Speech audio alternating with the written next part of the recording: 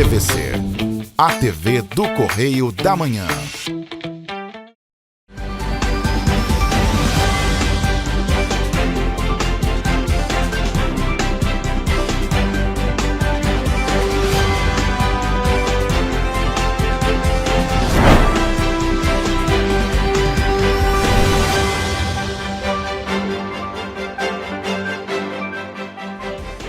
Olá, e começa agora mais um Correio Petropolitano na TV.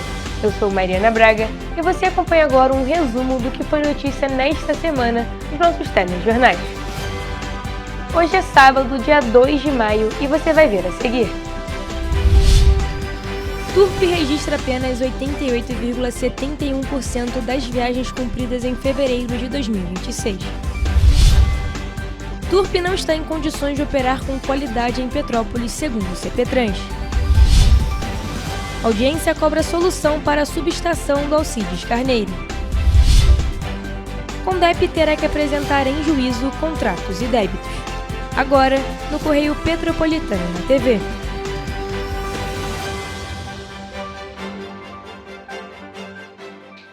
O transporte público em Petrópolis enfrenta mais um momento de crise.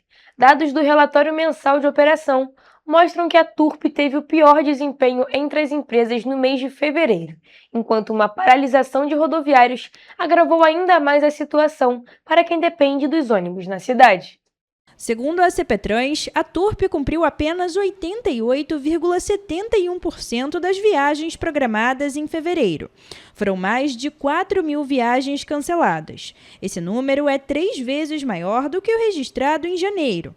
O relatório também aponta 350 veículos com falhas mecânicas e diversos cancelamentos por problemas operacionais. A situação piorou na última semana com a paralisação dos rodoviários, que aconteceu sem aviso prévio e surpreendeu os passageiros, deixando linhas fora de circulação em várias regiões da cidade.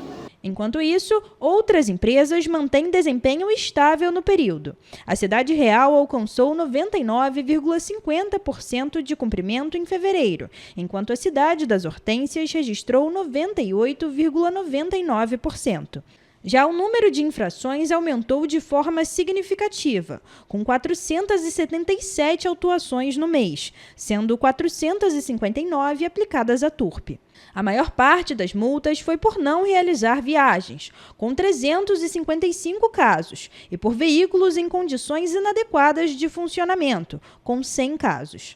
Em janeiro, a empresa já liderava o ranking, com 113 autuações.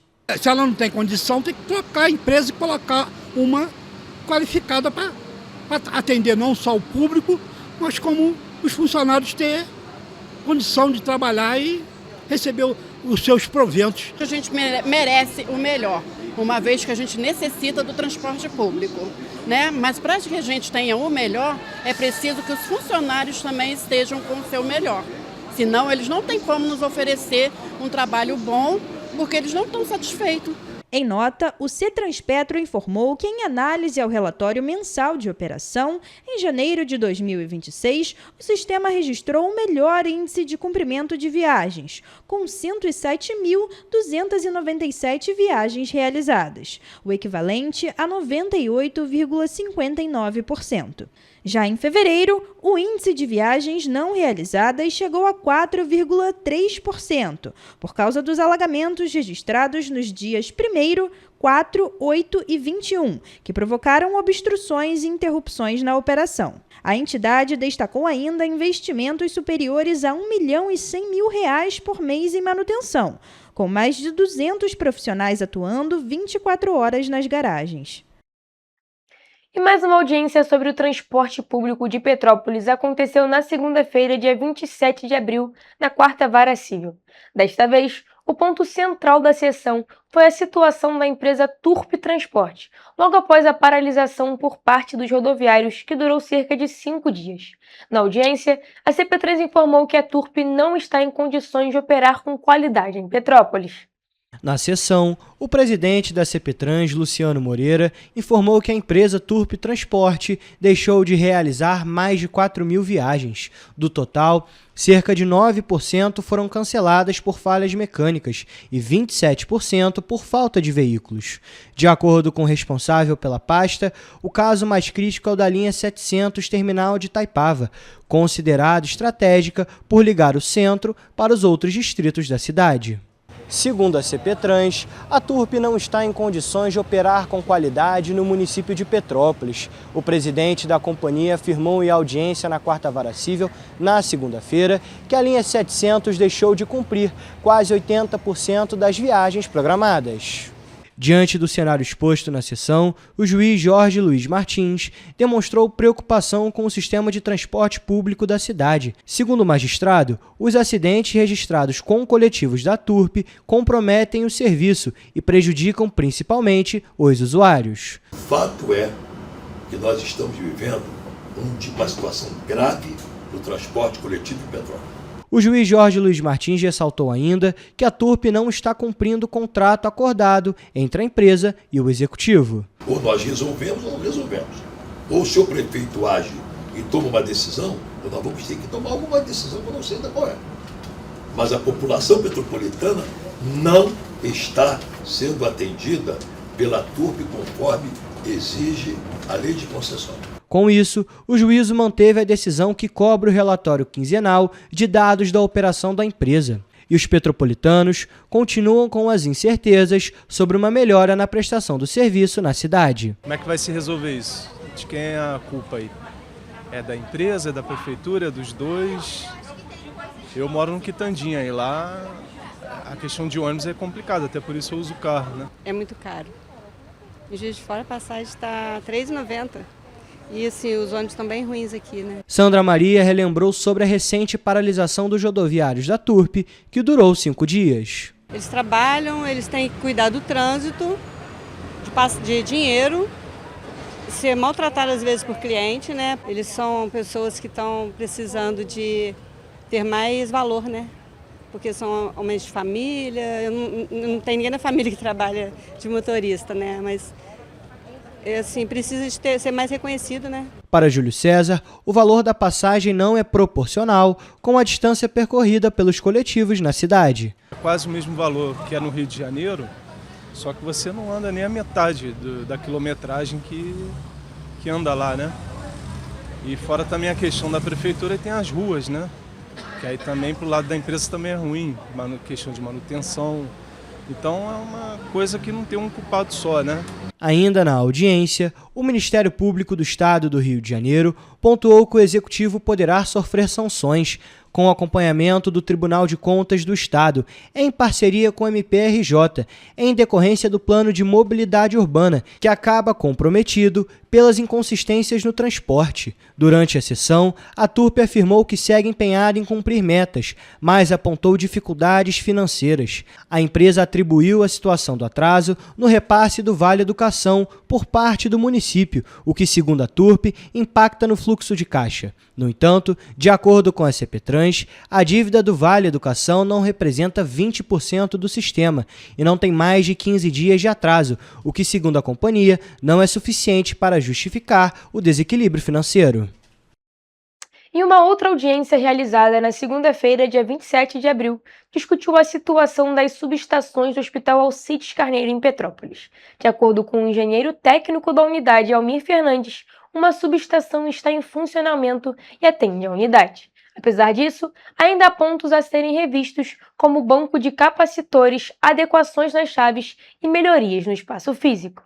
A situação das subestações de energia do Hospital Alcides Carneiro voltou a ser debate em audiência na 4ª Vara Civil de Petrópolis, na segunda-feira, dia 27 de abril. A unidade, considerada referência em Petrópolis, sofreu com problemas relacionados ao fornecimento de energia elétrica, apesar das subestações. Isso porque existem 2 equipamentos no Alcides Carneiro e apenas um está em funcionamento. Mesmo diante dos problemas no fornecimento de energia, o engenheiro técnico da unidade hospitalar afirma que a subestação em funcionamento atualmente é que atende o local. Apesar disso, ainda há pontos para serem melhorados, como a conexão da segunda subestação, que não está em funcionamento. Intervenções como a revisão do banco de capacitores, adequações das chaves e melhorias do espaço físico devem ser feitas. O engenheiro técnico Almir Fernandes informou que essas intervenções só poderão ser realizadas após a ligação de uma segunda subestação, que já está pronta.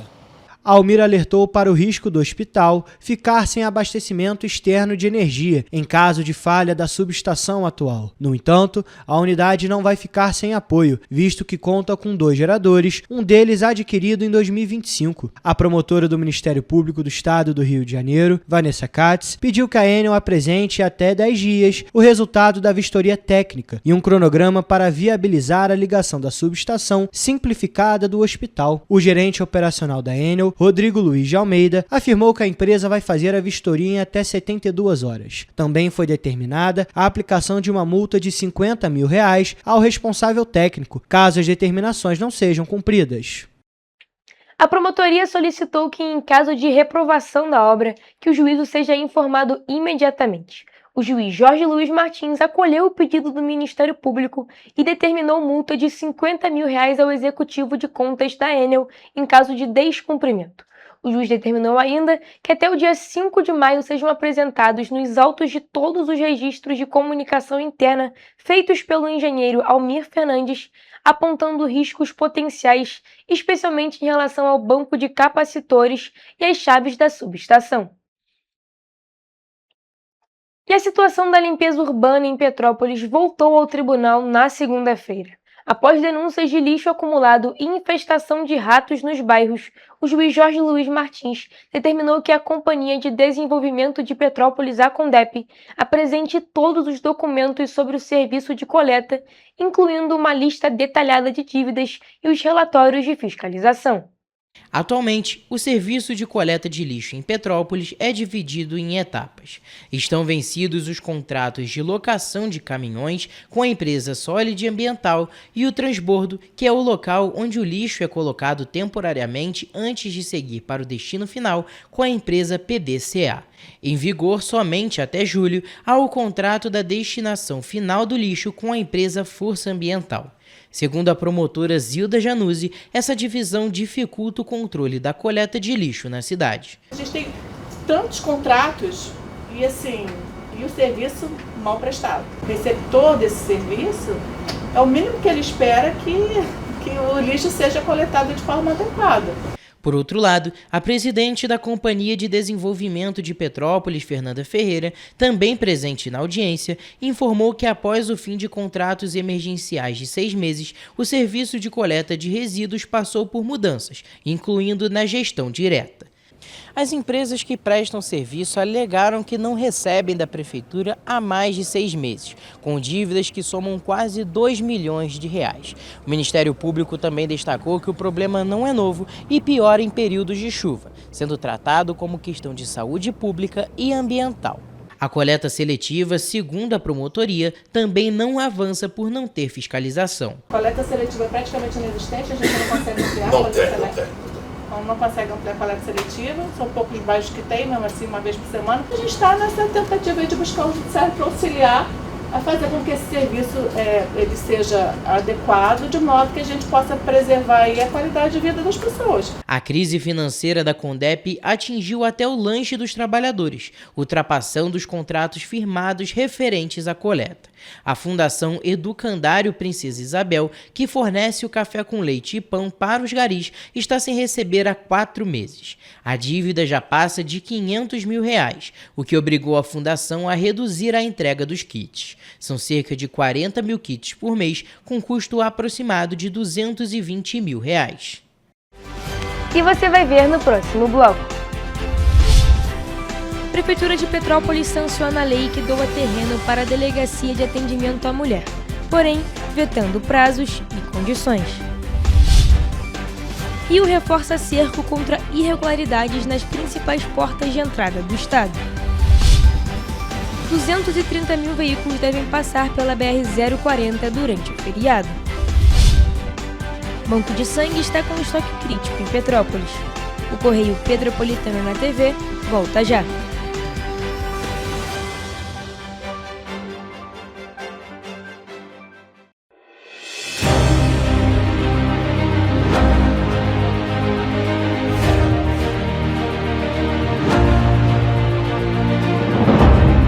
jornalismo de direita. É jornalismo direito. Correio Petropolitano. Tudo que seu jornal não deveria ter deixado de ser. Todos os dias, em uma banca perto de você.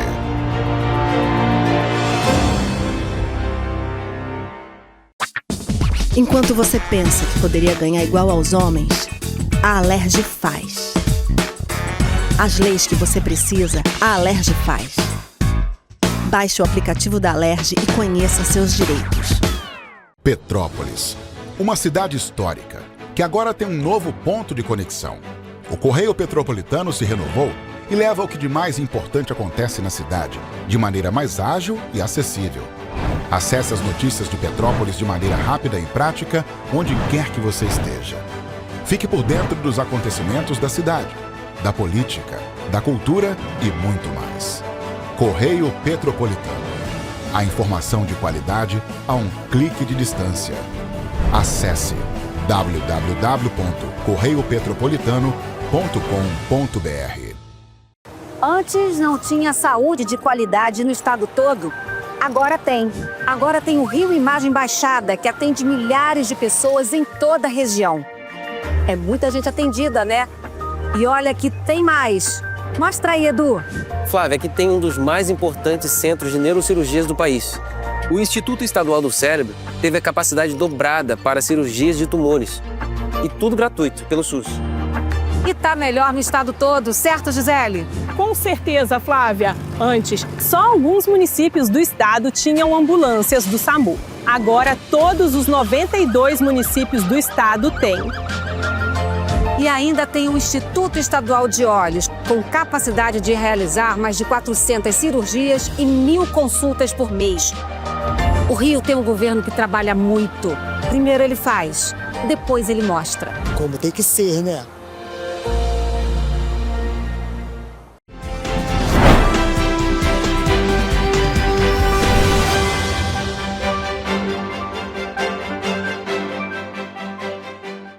A Prefeitura de Petrópolis sancionou a lei que autoriza a doação de um terreno ao governo do estado para a construção da Delegacia Especializada de Atendimento à Mulher, mas vetou trechos que estabeleciam prazos e condições para a instalação da unidade. A decisão gerou críticas e reforçou a cobrança por respostas diante do avanço dos casos de violência na cidade. Segundo o Executivo, os artigos vetados impunham obrigações ao governo do estado, o que configuraria vício de iniciativa e inconstitucionalidade, já que o município não pode legislar sobre outro ente federativo. Ainda assim, a Prefeitura de Petrópolis afirmou que segue em tratativas e realizando visitas técnicas para definição do local. O tema ganhou força após dados preocupantes mostrarem que Petrópolis aparece como o quarto município no estado com os maiores índices de violência contra a mulher e o 10º em casos de feminicídio. Só em 2025 foram mais de 8.000 violações registradas. Em 2026, até março, já são dezenas de denúncias e quase 200 casos de violações de direitos.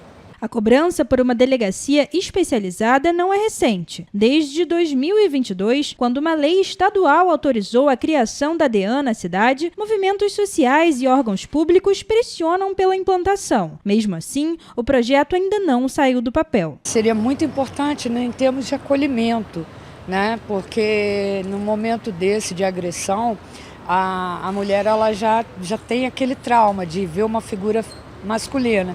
Então, ela tendo uma policial mulher para atender ela, o trauma dela, eu acredito, né, que tende a diminuir naquele momento que ela precisa fazer aquela denúncia, né? Eu acredito que é uma medida fundamental para que nós, mulheres, nos sintamos de fato acolhidas em nossas especificidades, porque o tipo de violência que acontece com as mulheres, ele tem uma natureza estrutural. Diante da demora, a Defensoria Pública acionou a Justiça, que determinou a instalação da DEAN até o mês de agosto de 2026, com funcionamento 24 horas. O Estado também precisa apresentar um plano detalhado com um cronograma sob pena de multa diária. Enquanto isso, especialistas alertam que a maioria dos casos de violência acontece dentro de casa, o que torna ainda mais urgente a criação de uma estrutura especializada de atendimento às vítimas.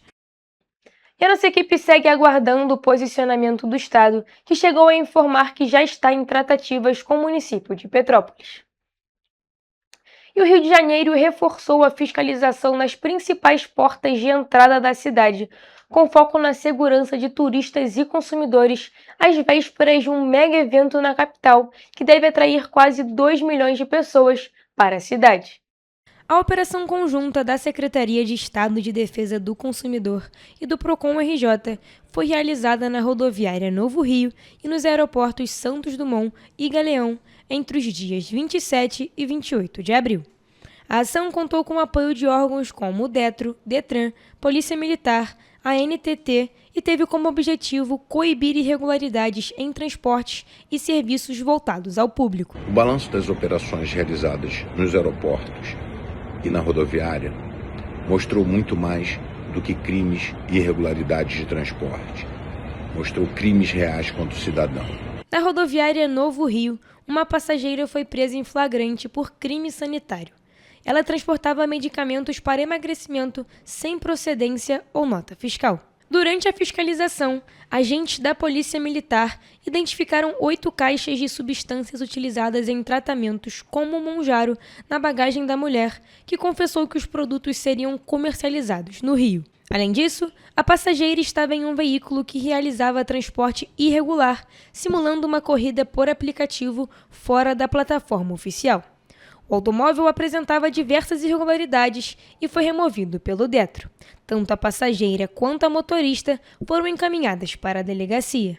Tivemos prisões por uso de documentação falsa, tivemos prisões por transporte irregular de medicamentos sem procedência, que trazem risco à saúde e à segurança dos consumidores. Ainda na rodoviária, a fiscalização também reteve ônibus com falhas de segurança, como equipamentos obrigatórios inoperantes e problemas de acessibilidade, além de interditar carros com pneus em más condições e licenciamento vencido. Isso é gravíssimo. Rio de Janeiro é uma cidade turística, então não se pode conceder que as pessoas venham passar o feriado ou venham para um evento e se deparem com esses operadores clandestinos que visam lucrar com a boa-fé dos consumidores. Já no aeroporto Galeão, um motorista foi preso em flagrante por uso de documento falso. Ele utilizava um crachá de guia turístico sem cadastro no Cadastur para oferecer corridas clandestinas. O homem, que já possuía histórico de reincidência, foi encaminhado para a delegacia. Vale destacar que pela segunda vez neste mês, a concessionária Rio Galeão foi autuada. Os órgãos de defesa do consumidor entendem que a administradora falhou no dever de vigilância ao permitir serviços irregulares e perigosos nas dependências. A SEDCOM e o PROCON serão implacáveis na busca das irregularidades, na fiscalização dessas atividades para proteger o consumidor contra esse tipo de operação, esse tipo de conduta. Ao todo, foram identificados veículos com irregularidades como inspeção de GNV vencida, pneus com arames visíveis e falta de documentação obrigatória. A orientação é que os consumidores evitem abordagens fora dos pontos oficiais e sempre confirmem o credenciamento dos prestadores de serviço. Deixamos aqui nossa mensagem: não iremos parar e vamos buscar a regularização de todas essas condutas, em especial nos polos de chegada, aeroportos e rodoviárias. E a concessionária Elovias, responsável pela administração da BR-040, estima que cerca de 230 mil veículos vão passar pela rodovia, agora durante o feriadão. Além dos motoristas que vão aproveitar os dias livres na Serra, o show da cantora Shakira deve contribuir para o aumento no fluxo de veículos na estrada. Para atender a demanda, a Elovias vai reforçar o monitoramento em pontos estratégicos, como a Serra de Petrópolis e em Duque de Caxias. Equipes de assistência mecânica e médica estarão de prontidão 24 horas. Segundo a concessionária, as intervenções que fazem parte de um pacote de manutenção e melhorias continuam até o próximo domingo, dia 3 de abril. A Elovias estima que cerca de 230 mil veículos devem passar pela BR-040 entre quinta-feira, dia 30, até domingo, em decorrência do feriado do trabalhador. Os motoristas devem aproveitar o período para descansar na serra. O show da cantora Shakira também deve contribuir para o aumento do fluxo de veículos na rodovia. Em relação às intervenções, os serviços incluem reforço na sinalização, estabilização de encostas, limpeza dos sistemas de drenagem, além de obras de pavimentação e conservação. A equipe de reportagem foi às ruas para saber se os petropolitanos pretendem viajar ou não neste feriado. Estou descendo para Mauá. Então vai aproveitar para descansar fora da cidade, né? Descansar fora da cidade. Isso aí, vou descansar, levar meu filho para jogar bola, aproveitar. Eu vou trabalhar. Não vai dar para descansar nem para viajar, não, mas ele vai trabalhar um pouquinho. Aproveitar para ficar em casa dessa vez. Falta grana, fim de mês. Eu vou trabalhar. Não tem jeito. De manhã, de 5 horas da manhã, estou aí trabalhando já. Além disso, alguns motoristas consideram perigoso viajar no feriado por conta do aumento do fluxo de veículos e da qualidade das estradas. Mas, pô, a subida da serra aí tá péssima. E um pedágio caro pra caramba. Cheio de buraco, você quebra ali, você fica 3, 4 horas para poder ser resgatado. Entendeu? Muito buraco, muito mal cuidado, tá difícil. E fora a segurança, né? Assalto, essas coisas que tu sai de casa e tu não sabe se tu volta.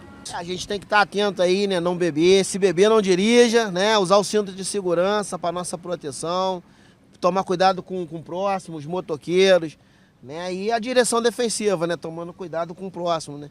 Infelizmente, tem muita gente imprudente ainda no trânsito. A Elovias ressalta que os usuários redobrem a atenção e respeitem os limites de velocidade nos trechos com intervenções. A concessionária também recomenda que o motorista verifique as condições do veículo antes de iniciar a viagem, com atenção ao bom funcionamento de freios, faróis e conservação dos pneus.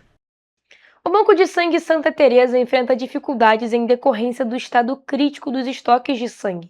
Mas, em contrapartida, a demanda de pacientes continua alta, o que torna o problema ainda maior, principalmente com o feriadão. Com o feriado nesta sexta-feira, dia 1º de maio, os estoques de sangue do Banco de Sangue Santa Teresa ficam abaixo do esperado, de acordo com Eliane Custódio, captadora do banco. Enquanto a situação é crítica, a demanda de pacientes segue alta. Eu peço encarecidamente que todos estejam nos assistindo ou nos ouvindo, que venham realizar sua doação entre quarta e quinta, para a gente conseguir abastecer os nossos estoques, para a gente ficar tranquilo e despreocupado no final de semana. Historicamente, em períodos com a presença de feriados, o número de doações é impactado e a necessidade por hemocomponentes permanece. Inclusive, muitas vezes, a demanda aumenta em razão do maior fluxo de veículos nas estradas. Todos os tipos de doadores são bem-vindos. A doação é rápida, segura e cada gesto pode salvar até 4 vidas. A recomendação é simples. Quem estiver apto e em boas condições de saúde pode aproveitar o período do feriado para fazer a doação e ajudar a manter os estoques sanguíneos equilibrados. Venham todos fazer sua doação. Funcionamos todos os dias, das 7 às 18 horas. Rua Doutor Paulo Hervé, número 1130, aqui no Bingen. Venha salvar vidas e doar sangue. E você vai ver no próximo bloco. Deputado Sérgio Fernandes articula em Brasília recursos para educação e pressiona por aprovação do ICMS educacional no Rio de Janeiro. Lei dos prédios de 20 andares é revogada em Teresópolis. Golpe da falsa central bancária avança no Brasil e fica cada vez mais sofisticado. O Correio Petropolitano na TV volta em instantes.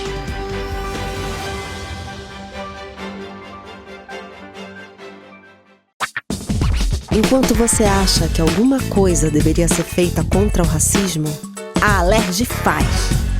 As leis que você precisa, a Alerj faz. Baixe o aplicativo da Alerj e conheça seus direitos. estado do Rio de Janeiro é com certeza um estado de inspiração. Eu sou mais RJ. E você?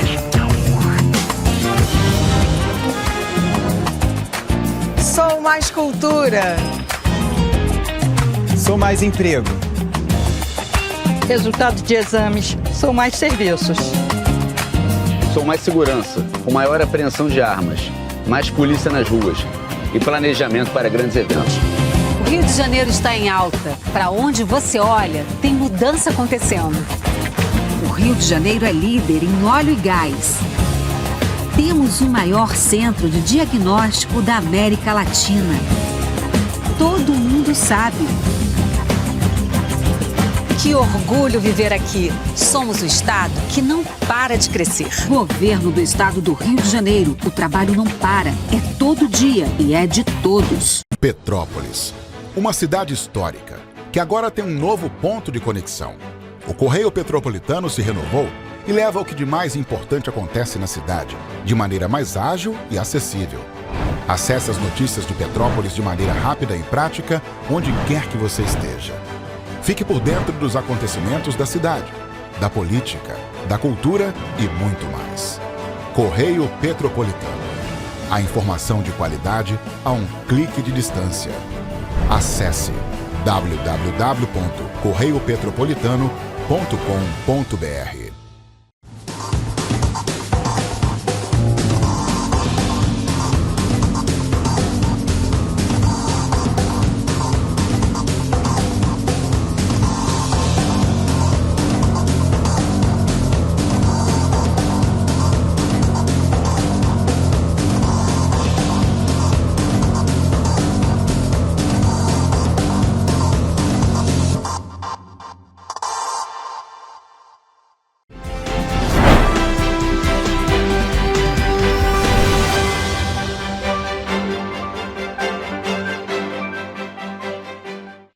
Em agenda oficial na capital federal, o deputado estadual Sérgio Fernandes, do PSD, se reuniu com representantes do Fundo Nacional de Desenvolvimento da Educação para garantir mais investimentos aqui para Petrópolis.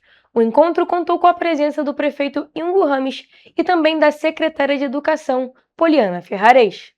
A principal pauta foi ampliar o acesso a recursos federais, com foco na expansão do ensino em tempo integral e no fortalecimento de projetos ligados ao Plano de Ações Articuladas. Durante a reunião, o deputado também levou uma demanda de alcance estadual, que busca garantir que todos os municípios do estado do Rio de Janeiro possam acessar recursos adicionais por meio do VAR, que é o Valor Aluno Resultado, ou seja, mecanismo que premia redes de ensino com base no desempenho e equidade. E a gente está aqui lutando pelos direitos para corrigir todos esses problemas e tudo que a gente pode fazer de melhorias para a educação de Petrópolis, para trazer aí mais qualidade no ensino da cidade.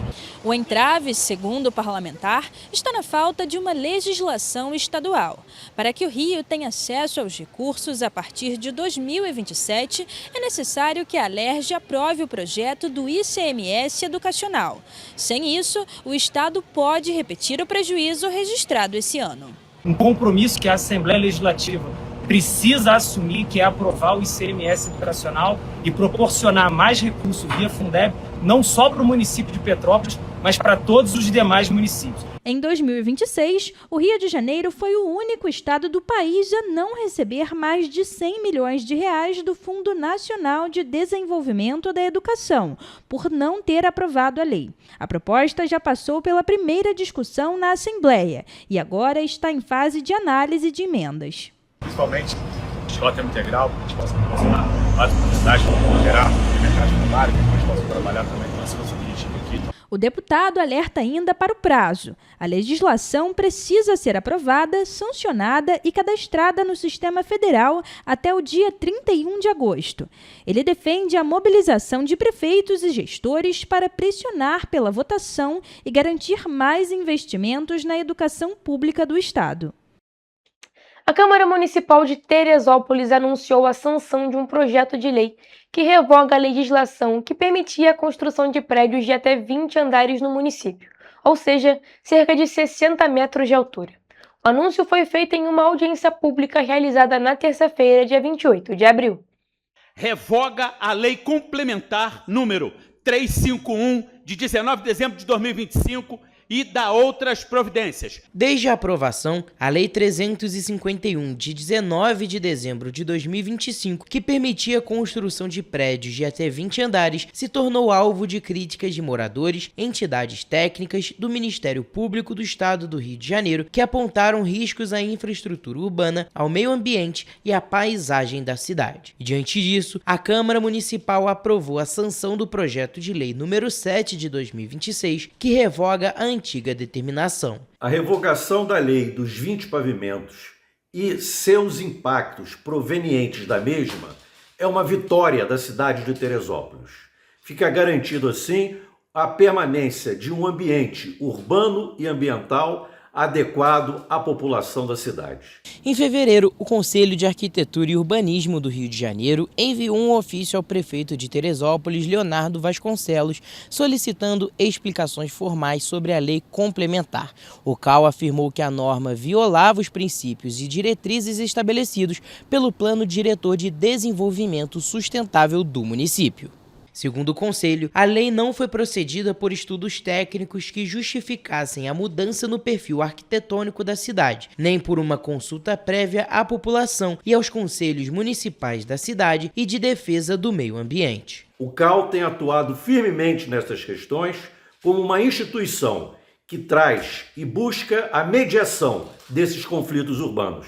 Em março, o Instituto Chico Mendes de Conservação da Biodiversidade alertou para o risco de impactos ao Parque Nacional da Serra dos Órgãos, unidade de conservação federal. Segundo o Instituto, a liberação de prédios de até 60 metros de altura poderia afetar o acesso viário, a paisagem e a chamada beleza cênica da região. O documento destaca ainda que a visualização da Serra dos Órgãos, considerada parte da identidade de Teresópolis, pode ser comprometida em grande parte do município.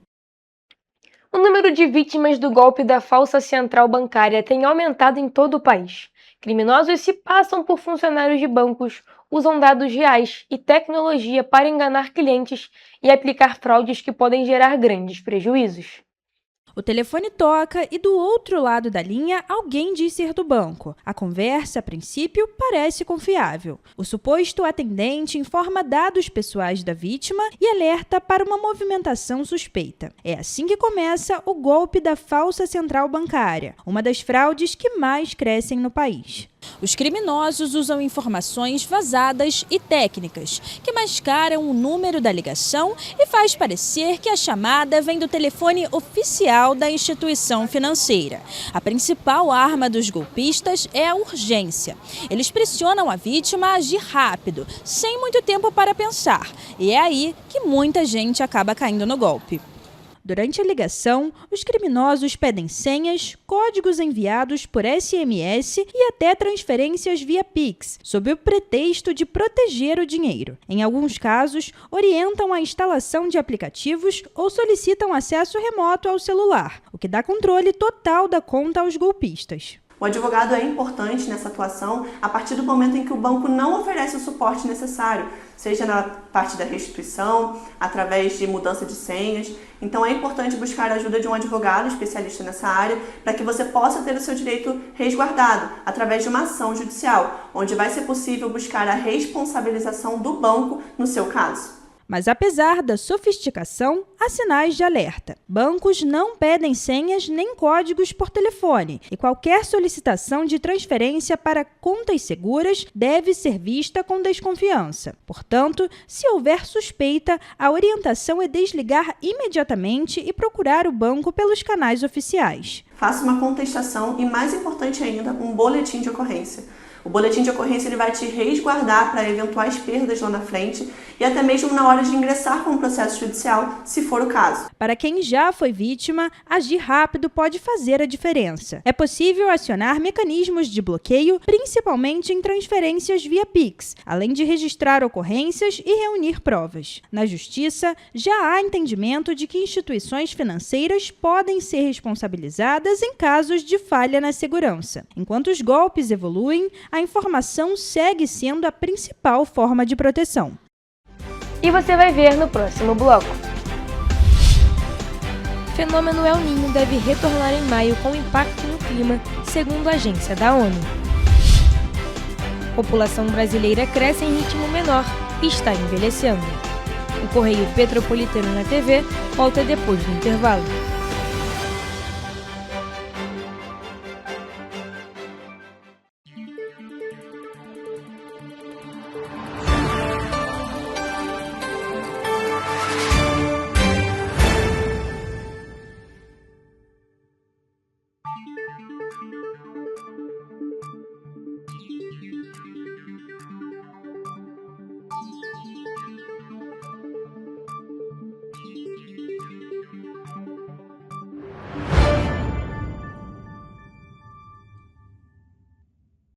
Antes a gente não tinha tantas obras por todo o estado.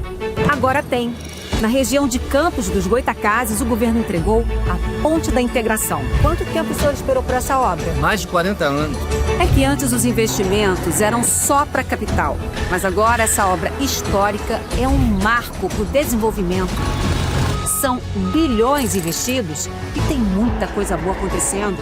Vai daí, Edu. Flávia, antes aqui em Petrópolis, chovia, alagava. Agora o novo túnel extravasor já está ajudando a evitar enchentes. E tem muito mais. Gisele, é com você. Dona Maria, e o teleférico? Ah, minha filha, parou no tempo. Ah, mas isso foi antes. Agora falta pouco para voltar. E vão ser mais de 100 mil passageiros todos os dias. Tá pronta para ir? Eu quero ser a primeira. O Rio tem um governo que trabalha muito. Primeiro ele faz, depois ele mostra. Como tem que ser, né? Enquanto você imagina que poderia rolar desconto na conta de luz, a Alerj faz. As leis que você precisa, a Alerj faz. Baixe o aplicativo da Alerj e conheça seus direitos. Para ter mais qualidade de vida, conte com a maior rede de academias de Petrópolis. Aqui na Corper, com uma mensalidade, você utiliza todas as unidades: Centro, Bingen, Itamaraty e Itaipava. Com planos a partir de R$ 98,00, a academia oferece ambientes modernos para você cuidar da sua saúde com segurança. Os espaços contam com dezenas de aparelhos de musculação, diversos equipamentos para aeróbico e funcional, além, é claro, de profissionais qualificados e uma extensa grade de aulas coletivas, que inclui dança, bike, jump, wolf fit, step fit, entre outras. Nossas estruturas são equipadas com salas de musculação e aulas coletivas, salas de avaliação física e nutricional, vestiários e estacionamentos amplos. Venha nos fazer uma visita e surpreenda-se! Correio da Manhã, o grupo de comunicação que mais cresce no Brasil. 5 gráficas, 5 jornais diários. Correio da Manhã, Correio Nacional, Distrito Federal, Sul Fluminense, Petropolitano e agora Correio da Manhã São Paulo. Além do Jornal da Barra, Jornal de Turismo, Revista O Cruzeiro, TV Correio da Manhã e estúdios próprios. Grupo Correio da Manhã, informação com tanta credibilidade que é impressa todos os dias.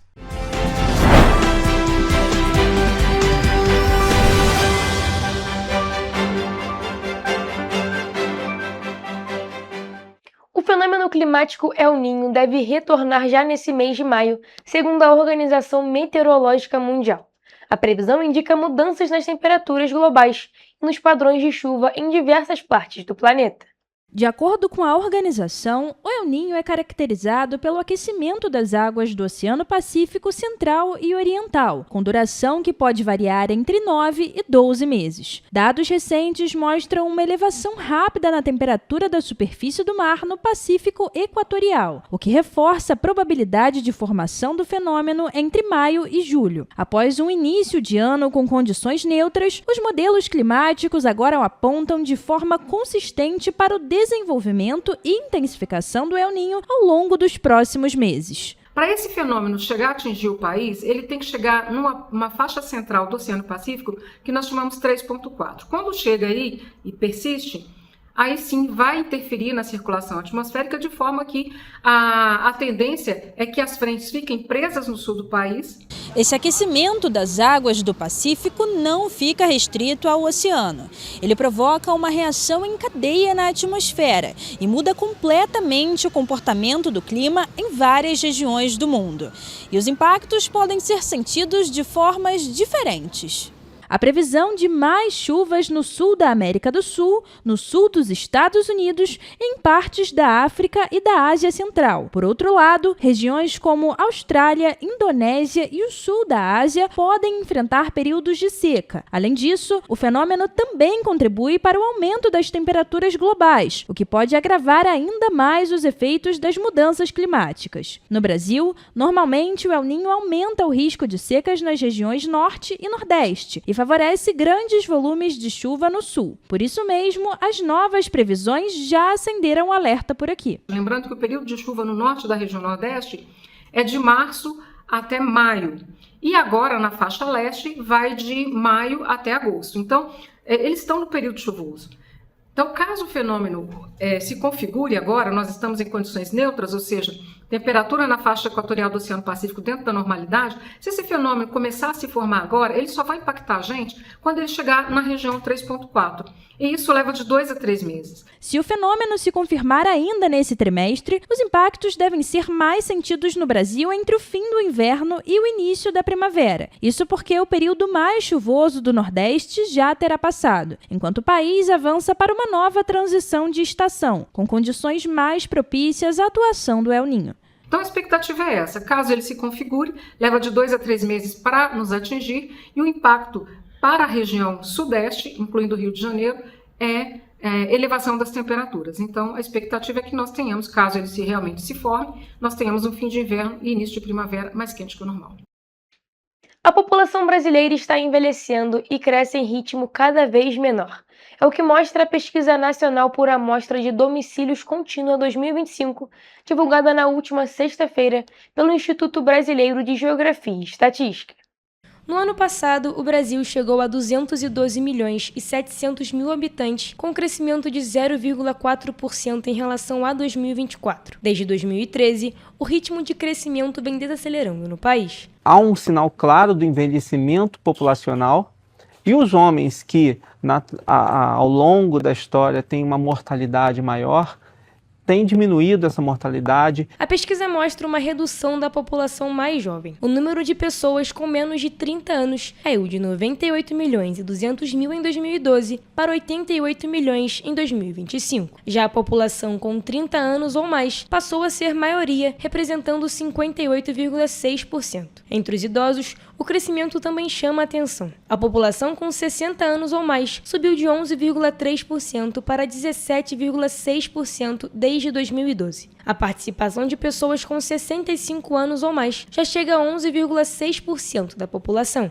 A população mais jovem masculina tem permanecido em níveis percentuais similares ao das mulheres, o que em 2012 era até os 15 anos de idade, os homens eram maiorias ou o mesmo percentual.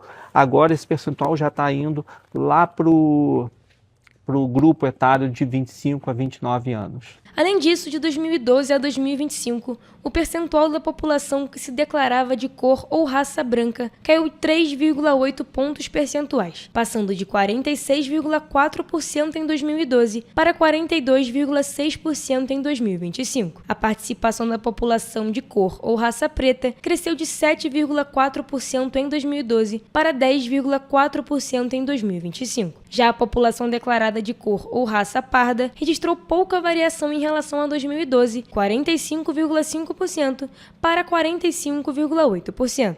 Com relação à cor ou raça, os brasileiros têm se identificado mais como pretos ou pardos, ou seja, o percentual da população que se declara como branca, mais um ano apresentou uma redução.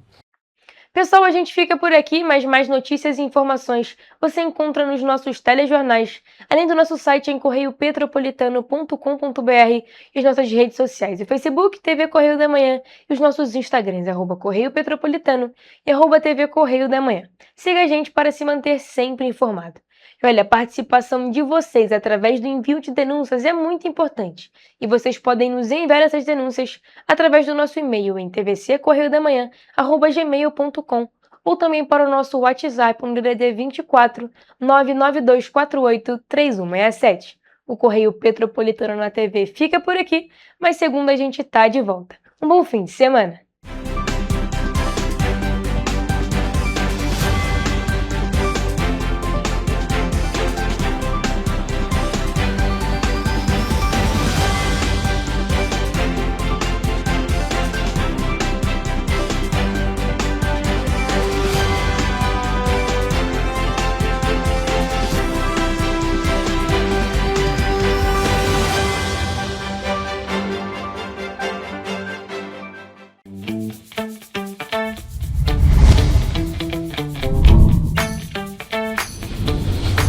TVC, a TV do Correio da Manhã.